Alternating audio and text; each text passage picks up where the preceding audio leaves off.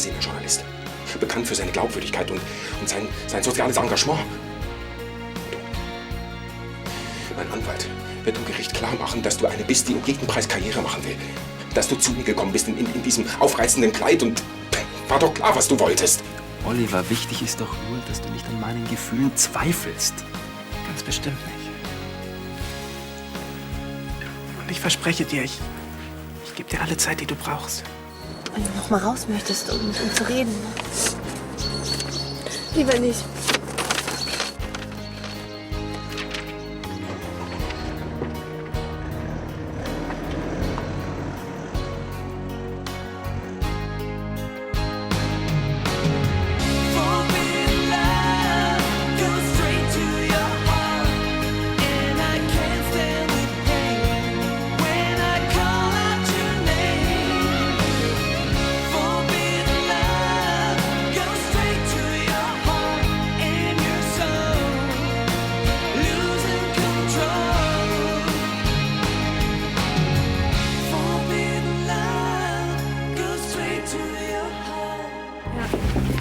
Ersticken wir unseren Schmerz in Sahne und Zucker. Wenn du nach Hause willst, ich begleite dich gern. Du kannst auch gerne bleiben. Was? Übrigens, wir fahren jetzt. Wenn ihr mitkommen wollt, wir holen nur noch schnell unsere Sachen. Ja, okay. Ja? Wir sind dann weg, ja? Guten Appetit noch. Tschüss. Tschüss. Man treibt sein. Wo ist denn eigentlich Andi abgeblieben? Weiß nicht. Hab ihn schon eine Weile nicht gesehen. Isabel, weißt du vielleicht, wo Andi ist? Ja, der kam vorhin kurz rein, hat seinen Helm geholt und dann ist er wieder rausgerannt.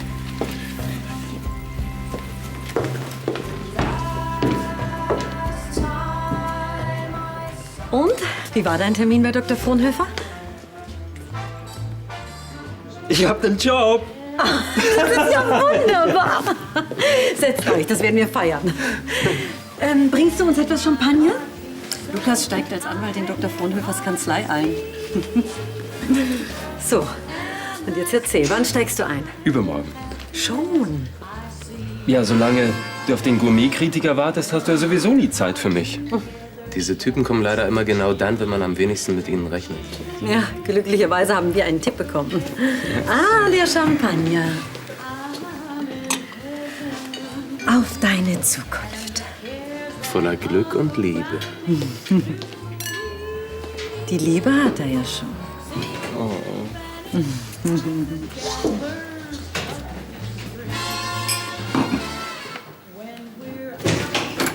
Möchtet ihr noch einen Kaffee, damit ihr nachher fit seid bei der Verhandlung?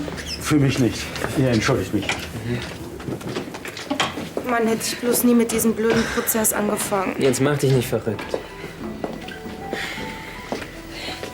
Hansen wirst du auf alle Fälle nicht begegnen. Wenn du jetzt keine Aussage machst, dann hat er sein Ziel erreicht. Willst du das? Nein, natürlich nicht. Außerdem, wir sind ja bei dir. Gabriela, dieser Mensch muss bestraft werden für das, was er dir angetan hat. Ja, ihr habt ja recht.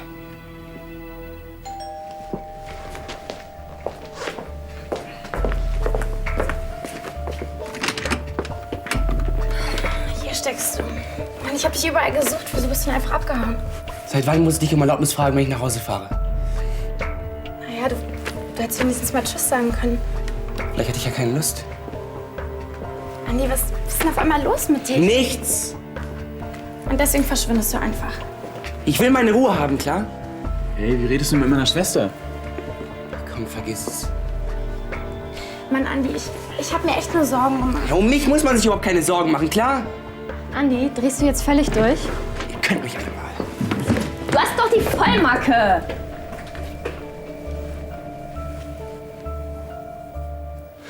Oliver, hallo. Hey, können wir uns vielleicht mal kurz unterhalten? Ja, klar. Unter 4 Augen? Ah, natürlich. Ich wollte mir sowieso gerade das Näschen pudern. Was kann ich für dich tun? Ich wollte fragen, ob wir uns heute vielleicht sehen können. Ich würde auch gern ein bisschen mit dir feiern. Ja, das wäre schön, aber ich kann leider nicht. Meine neuen Kollegen von der Kanzlei haben mich zum Essen eingeladen. Ach so. Ja, und was ist mit morgen Abend? Da bin ich mit Charlie verabredet. Tagsüber geht's auch nicht, habe ich Schicht. Tja, blöd.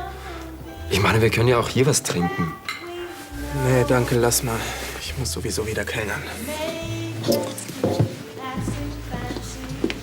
Oh, Oliver, bringst du uns noch 2 Gläschen Champagner? Danke. Klar. Charlie.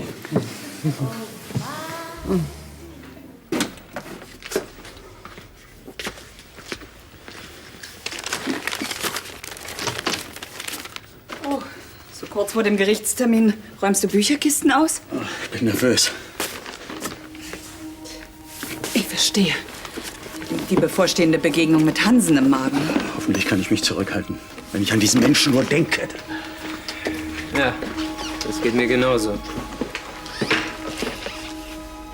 Arno, was ist das denn? Das ist ja eine Pistole.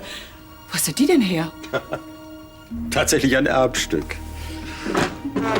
Ich wollte euch nur sagen, ihr müsst nicht aufs Gericht, um euch Rolands Aussage anzuhören. Wir gehen hin. Na gut, ich meine nur, falls es euch zu viel wird. Muss dir doch nachher jemand erzählen, wie es gelaufen ist. Wie ihr meint. Komm mal her, Gabriela. Komm mal her. Wir beide, wir machen einen schönen Spaziergang am Rhein. Was hältst du davon? Okay, das ist lieb. Mann, warum behandelt der mich so beschissen? Du weißt doch, wie launisch Andi ist. In einer Stunde benimmt er sich bestimmt wieder ganz normal. Der Typ ist einfach gestört. Weißt du, immer wenn ich nett zu ihm sein will, dann macht er mich an. Ach, vielleicht bin ich auch einfach zu empfindlich. Was? Er macht dich wegen jeder Kleinigkeit an und du bist so empfindlich? Vielleicht provoziere ich ihn ja irgendwie. So ein Blödsinn. Ich sag dir mal eins. Wenn es nicht aufhört, dann werde ich mal ein ernstes Gespräch mit ihm führen. Und dich mit dem prügeln, oder was? Ja, warum denn nicht? Für meine kleine Schwester würde ich alles tun. Ja, das wird Franzi bestimmt sehr helfen. Ich will einfach nur, dass Andi wieder so wird wie vorher. Er kann total lieb sein. Herr Hansen, die Staatsanwaltschaft wirft Ihnen vor, Frau Gabriela Santos vergewaltigt zu haben. Schildern Sie uns die Vorgänge am besagten Abend bitte mal aus Ihrer Sicht. Naja, Frau Santos hat mich an diesem Abend besucht. Es war... Wir haben zusammen gegessen und uns sehr gut unterhalten. Worüber haben Sie gesprochen? Hauptsächlich über Berufliches. Das heißt, ich habe es zumindest versucht. Was meinen Sie damit? Zugegeben, es fiel mir nicht ganz leicht, sachlich zu bleiben, da Frau Santos plötzlich anfing, mit mir zu flirten. Ich meine, ich werde mir das noch mal richtig durchlesen zu Hause, aber das ist echt irre. Freut mich, dass es dir gefällt.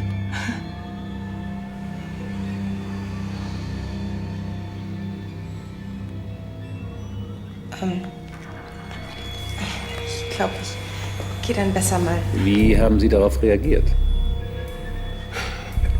Naja, Frau Santos ist sehr attraktiv. Wenn man von so einem hübschen Mädchen Avancen gemacht bekommt, da fühlt man sich schon geschmeichelt. Die Situation war Ihnen also nicht unangenehm? Doch. Schließlich bin ich verheiratet. Familienvater. Sprechen Sie weiter. Gabriela ist dann aber doch sehr... Naja, wie soll ich sagen, sehr direkt geworden. Was verstehen Sie darunter? Sie hat mich plötzlich geküsst. Und als sie immer drängender wurde, da haben wir dann tatsächlich zusammengeschlafen. Ich werde besser mal. Warte! Lass das!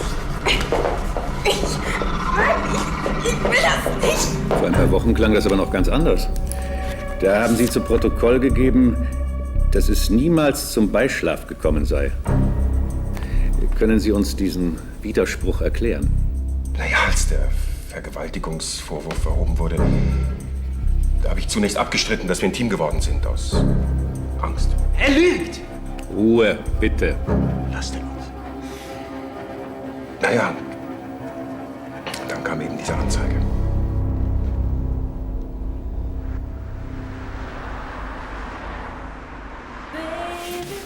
Na, da wünsche ich dir jetzt einen schönen Feierabend.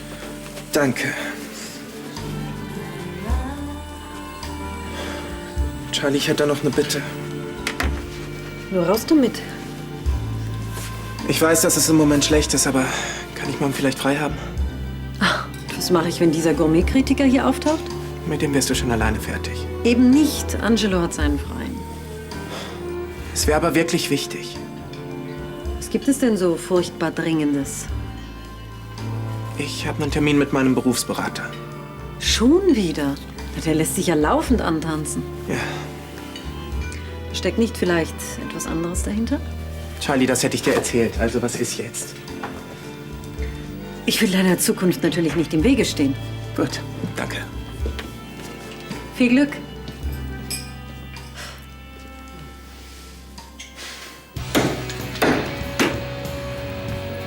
Pass auf, dass du niemanden verletzt. Ich bin gut versichert.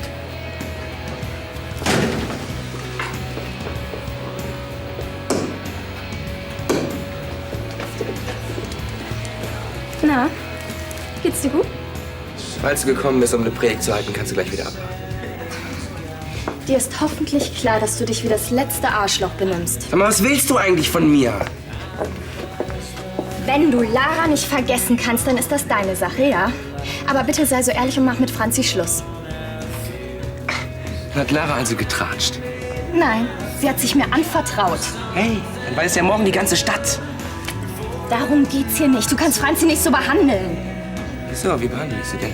Oh Mann, wie den letzten Dreck, falls dir das noch nicht aufgefallen ist. Also, entscheid dich. Steh zu ihr oder lass es, klar?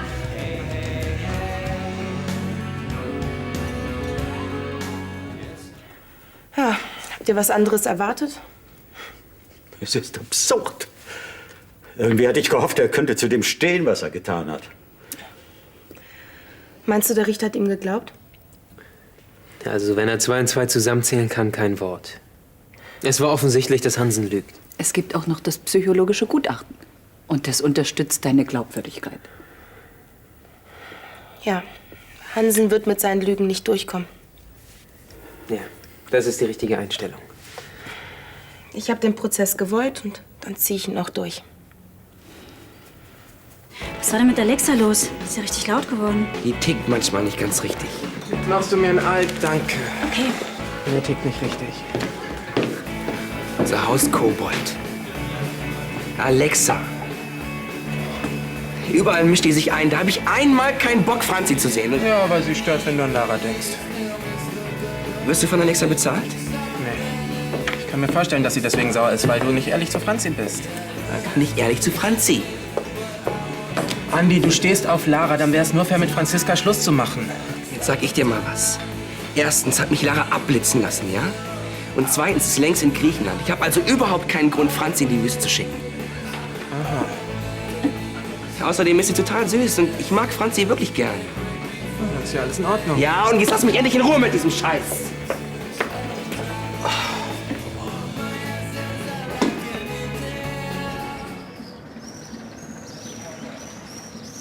Oh Mann, wozu habt ihr eigentlich einen Kühlschrank, wenn sowieso nie was drin ist? Wozu holt man sich Gäste, wenn sie ständig meckern und kein einziges Mal einkaufen gehen? Moment. Ich dachte, du machst hier die dicke Kohle. Nein, noch nicht. Aber wie du siehst, arbeite ich daran, Teilhaber einer Kanzlei zu werden. Teilhaber, ja? Fehlt dir da nicht das gewisse Etwas? Ein Candlelight-Dinner mit Charlie Schneider und sie rückt die Kohle rüber. Verlass dich drauf. Wenn dir die Spulette nicht wieder dazwischen funkt. Nein, die kleine Nervensäge weiß, dass sie mich nicht mehr bedrängen darf. Ich bin nämlich total sensibel.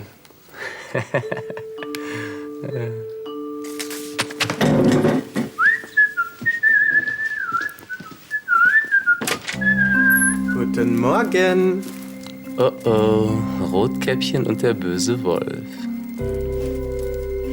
Oliver, was machst du hier? Du sagtest doch, du musst arbeiten. Eigentlich schon. Aber Charlie denkt, ich bin zur Berufsberatung. Ja, dann... Ja, willst du mich nicht reinlassen? Ja. Holla. Hi. Dann werde ich die beiden Turteltäubchen mal unter sich lassen, ne? Ich bin weg.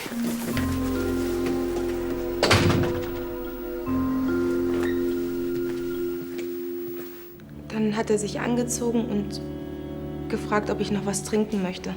Nachdem er Sie vergewaltigt hat. Ja, er wollte reden. Und Sie? Ich war verstört. Ich bin einfach gegangen. Haben Sie noch Fragen? Keine weiteren Fragen. Möchten Sie, Frau Santos, noch Fragen stellen? Kommen wir noch mal auf den entscheidenden Punkt zurück, Frau Santos. Haben Sie Herrn Hansen eindeutig zu verstehen gegeben, dass Sie keinen Geschlechtsverkehr mit ihm haben wollten? Tut mir leid, ich konnte Sie nicht verstehen. Ja? Halten Sie es für möglich, dass Herr Hansen dies missverstanden haben könnte und in Ihrer ablehnenden Haltung eher so eine Art Spiel sah? Einspruch, Mutmaßung. Einspruch stattgegeben. Sie haben uns vorhin erzählt, dass es sich bei diesem Treffen um ein Arbeitsessen gehandelt hat. Ja, zum Abschluss unserer Zusammenarbeit. Sie sind also zu einem Arbeitsessen zu Herrn Hansen nach Hause gegangen. Ja. Würden Sie uns bitte das Kleid beschreiben, das Sie an jenem Abend anhatten? Einspruch. Das tut nichts zur Sache. Einspruch stattgegeben. Also gut.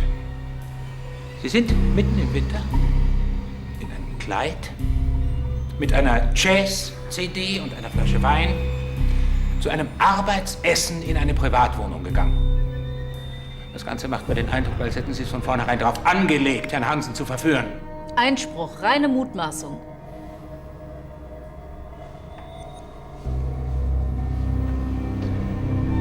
Ich hab's nicht drauf angelegt.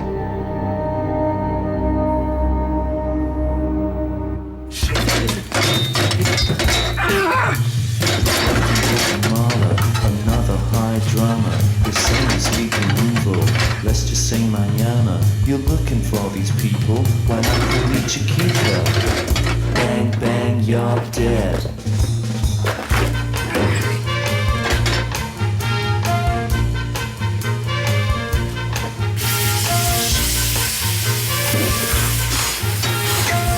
Bang bang, you're dead. Held up to Venezuela, have no cigarettes. They want to see my papers, but I've only got debts. Mr. CIA, no Mr. Regret. Bang, bang, you're dead.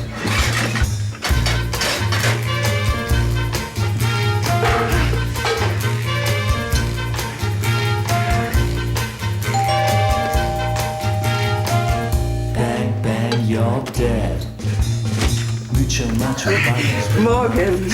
Oh Gott, brennt's hier? Nein. Wieso? Was gibt's denn? Pfannkuchen. Alles selbst zubereitet. Pfannkuchen mit Ahornsirup und frischen Heidelbeeren. Ich weiß, dass ich ein Idiot bin. Ja. Aber leider ein sehr süßer. Jetzt setz dich doch. Andi, es brennt irgendwo. Ah, eine weitere Gas. Setzen Sie sich bitte. Voilà. Die Spezialität unseres Hauses. Crêpe Noir. Schwarze Pfannkuchen. Dazu empfehle ich eine kleine Tröpfchen Altöl von die Aörn. Merci. Oder wollt ihr vielleicht ein Brot? Hm? Also ich hätte es ja gemütlicher gefunden, wenn wir im Bett gefrühstückt hätten. Ja, das glaube ich. Ja, weißt du, ich bekomme immer so fürchterliche Rückenschmerzen in diesem unbequemen Ding. Und mein Arzt hat auch gesagt. Aber sag mal, was ganz anderes. Was passiert eigentlich, wenn Charlie rausbekommt, dass du gelogen hast? Wieso gelogen? Ich habe nur nicht gesagt, wer mein Berufsberater ist. Clever. Naja, Kleine Notlügen müssen eben manchmal sein. Ja. Aber jetzt setz dich doch erst mal. Ja, ich setze mich. Gut. Ja. Dann würde ich sagen, auf uns. Und darauf, dass Charlie die Neuigkeit gut aufnimmt. Du hast doch nicht etwa... Nein. Aber du solltest dir langsam sagen, dass wir beide zusammen sind. Oliver, ich hab dir schon 1000-mal gesagt, es ist und bleibt der ungünstigste Zeitpunkt. Ich meine, deine Tante ist psychisch sehr labil momentan. Ich meine, der Stress mit dem Gourmet-Kritiker, die viele Arbeit im Bistro und der ständige Streit mit dir. Vielleicht hast du ja recht. Aber wenigstens gehört der Tag heute nur uns beiden. Ja, schön. Entschuldige. Guten Morgen. Na, Überraschung gelungen? Ich habe alle Hebel in Bewegung gesetzt, um deinen letzten freien Tag mit dir verbringen zu können. Schön. Du warst großartig. Der Richter hat dir geglaubt. Gleich ist die Urteilsverkündung. Hansen wird sicher auch bald auftauchen. Also, wenn ihr ihm nicht begegnen wollt, dann würde ich an eurer Stelle etwas schneller gehen. Ja, komm. Ich rufe euch sofort an, sobald das Urteil verkündet wurde. Ja, ist okay. Komm, Gabriela, komm. Nein. Ich bleibe. Doch, doch. Natürlich freue ich mich, dass du dir Zeit genommen hast. Aber was ist, wenn der Restaurantkritiker plötzlich im Bistro auftaucht? Kein Problem. Angelo hat seinen freien Tag für mich geopfert. Oh. Ja, du bist eigentlich zu früh. Ich wollte Rosen kaufen und dich im Bistro anrufen, aber jetzt bist du schon da. Du bist und bleibst ein Romantiker. Ja. Wollen wir jetzt anfangen? Weißt du, was ich an dir so liebe? Nein. Dass man bei dir nie vor Überraschungen sicher sein kann. Ja?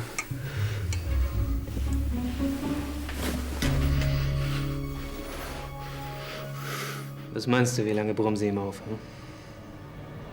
Ich weiß nicht. Wenn es nach mir ginge.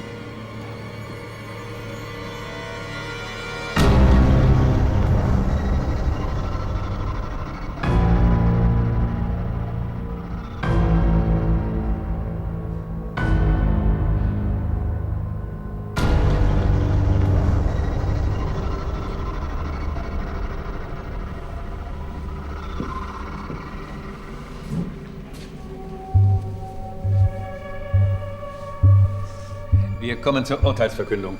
Bitte erheben Sie sich. Im Namen des Volkes ergeht folgendes Urteil. Der Angeklagte Roland Hansen wird wegen Mangels an Beweisen von der Anklage der Vergewaltigung freigesprochen.